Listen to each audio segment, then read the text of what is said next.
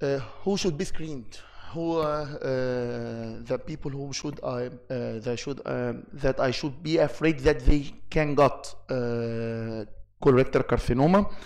These are patients who have first-degree relative incidence of colorectal cancer. They should be screened at the age of 40 years and then scheduled every 10 years. And if the disease occurs a little bit earlier, we should start the screening 10 years earlier. Regarding patient suffering from Crohn's and ulcerative colitis, the screening colonoscopy should be done at 8 to 10 years from the beginning of the disease. Hereditary non-polyposis syndrome screening should start at 25 years old and repeated annually. Adenomatous polypoides syndrome, also we should start screening between age of 10 to 20 and then repeated every 1 to 2 years. Bush-Jagger syndrome, this is a little bit an earlier screening disease which needs earlier screening program at 8 years of age and then every 3 years, and the serrated adenomatous polyposis. The American Cancer Society updates its guidelines regarding the colorectal cancer screening, and they divide the population into average risk and high risk. The average risk, the patients who have moderate susceptibility to get colorectal carcinoma, like patients with diverticulosis or chronic inflammatory condition like microscopic colitis. And they all agree that we should start screening at 45 years of age. And those who proved to have no incidence of any colorectal carcinoma, we should repeat the endoscopy every 10 years. Until the patient reached the age of 75 years old, we should sit with the patient down and discuss with him whether he wants to proceed in such a screening program, because he's getting old. After 85 it's over, and the patient no longer needs any screening program. The patients who are at high risk are, as we mentioned before, patients with family history of colorectal carcinoma or certain types of polyps, inflammatory bowel disorders, hereditary colorectal cancer, and personal history of radiation to the abdomen or pelvic area. So which tests should we use in order to know whether the patient has colorectal carcinoma or not? It's being divided into visual tests and stool-based tests. The stool-based test is the fecal immunochemical test and the fecal occult blood in stool and the multi-target stool DNA tests. The visual examination, of course, is the colonoscopy, CT, and virtual colonoscopy, and the flexible sigmoidoscopy. So what is the drawbacks and the advantage of each? All the stool-based tests share the same advantage, which includes no direct risk to colonic hazards, condition like perforation or bleeding, no bowel preparation is needed, no pretest diet or medications changes, sampling is done at home. However, the advantage, of course, can miss polyps and cancers, have false positive tests, and needs to be done every year, and colonoscopy will be needed if it is abnormal. This is regarding the fecal immunochemical test. The fecal occult blood in the stool shares the same advantage and drawbacks, except that a pre-test diet changes are needed. The stool DNA, disadvantage that it should be done every 3 years, and can have also false positive results, and colonoscopy again if needed, could be needed if it's abnormal, and some insurance coverage issues. So regarding the colonoscopy, the drawbacks, the advantage, of course, let's speak about the advantage. Look through the entire colon. We can biopsy and remove polyps, and it's a little bit have a long time for surveillance, 10 years, and can be helpful to detect certain disease. And the disadvantage, full bowel preparation and costs is a little bit more, sedation is required, and may miss a day of work, the patient, of course. CT interior sonography can miss small polyps, and also full bowel preparation is needed. Some false positive tests and exposure to small amount of radiation. However, the advantage is it's fairly quick and safe. Can usually see the entire colon and done every 5 years. Sigmoidoscopy, I think that no one is doing it right now on a routine basis, because it's only detect the cancerous lesion which occur in the rectum. But one of its major drawbacks that it doesn't look through the whole entire colon. So I think it's useless. How could I deal with a patient with a cancer colon or suspected disease if the patient presents to the GP and has suspected or alarming signs to have cancer colon? He should be referred to a specialized center of multidisciplinary team with a gastroenterologist, oncologist, radiologist, and surgeon, of course. And the first step, if there is something wrong, we should biopsy the lesion, and we should stage the disease. So if the surgical decision is okay, the colon is surgery, and then there is a surveillance period. And regarding the rectum, we should look at for the TNM classification. If it is T1 and T2, also surgery is preferred. If it is T3, we should refer to a multidisciplinary team approach, and we should not go through if the lesion is we can palpate the lesion by BR, or if the lesion has radical extensions or close to the anal canal, he should receive new anti-adjuvant to decrease the size of the lesion, and then we can go through surgery afterwards. So, and the palliation therapy, of course, we are going to go through it later on. So the guidelines, if it is here in the endoscopy, we only dealing when the TNM classification of the disease is T0 or T1 after EUS confirmation of superficial extension of the lesion, and it's not extending beyond the submucosa.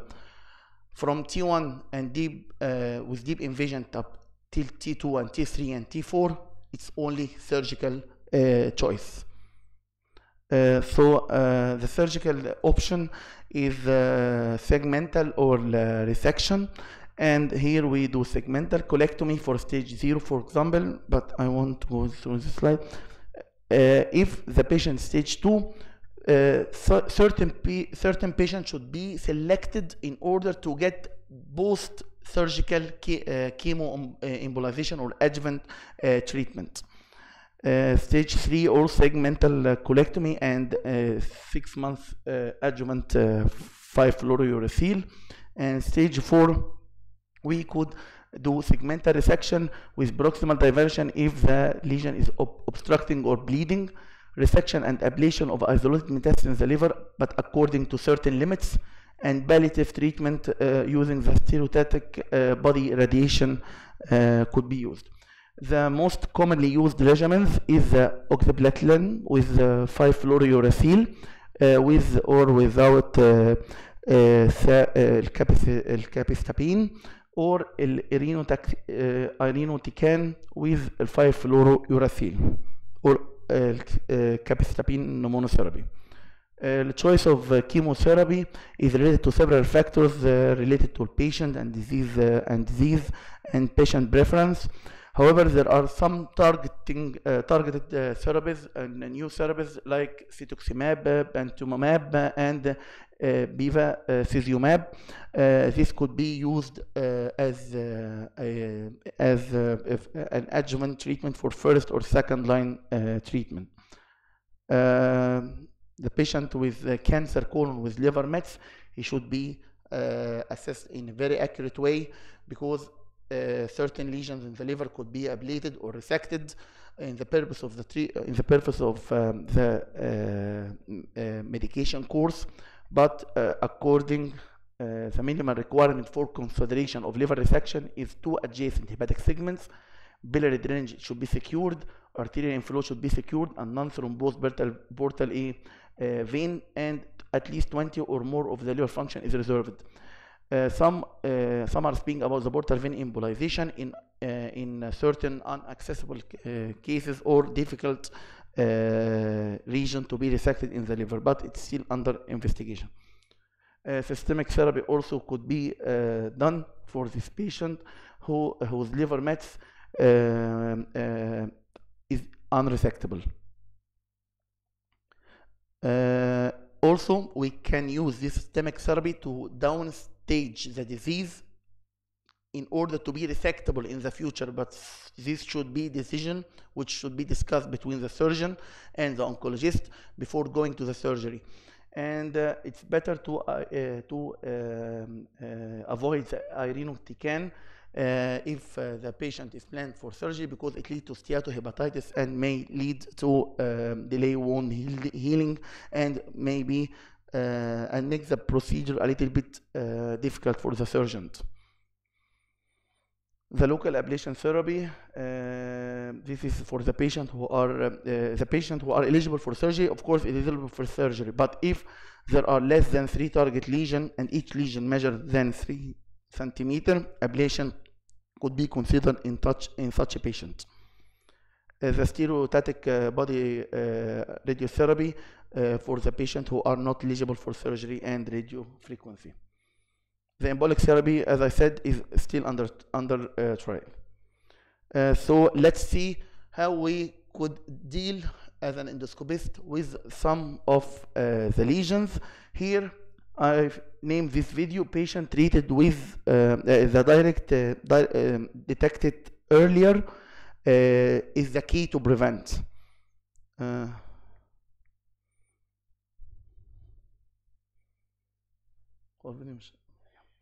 So here we found a suspected lesion.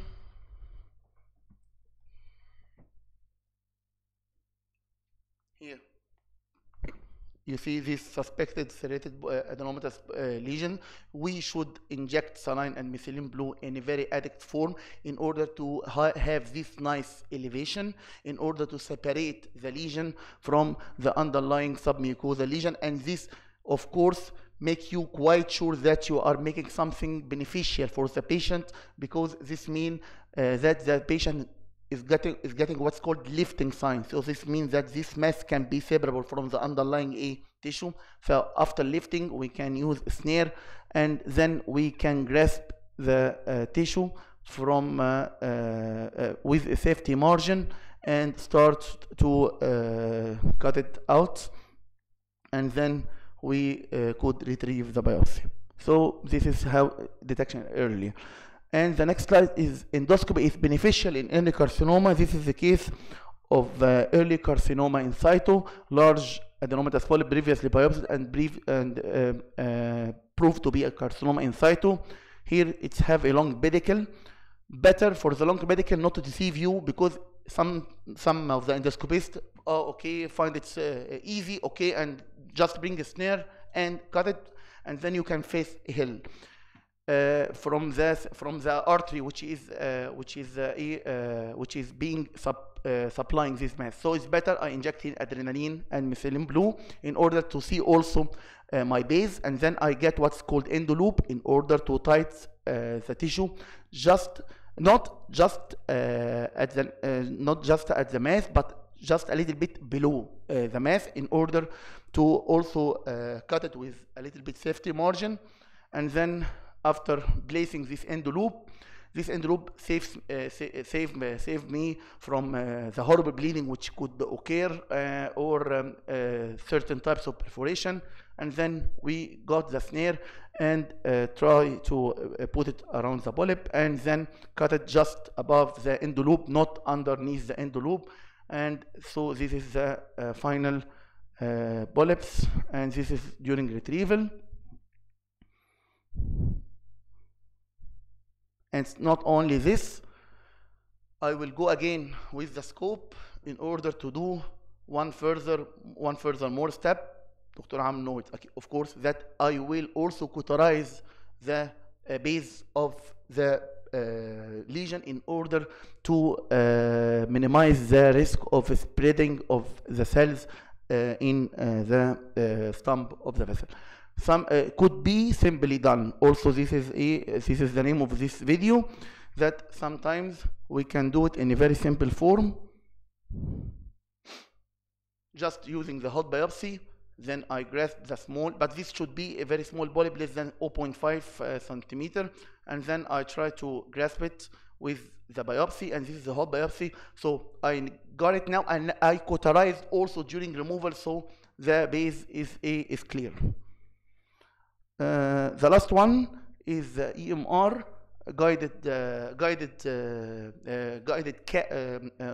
band ligation assisted EMR, that I can use this. I found this lesion, suspected lesion with dysplasia, so I can use the band ligation, and I could suck this lesion in a very good way, and then I could cut it over the band, and this is what's called the band assisted EMR.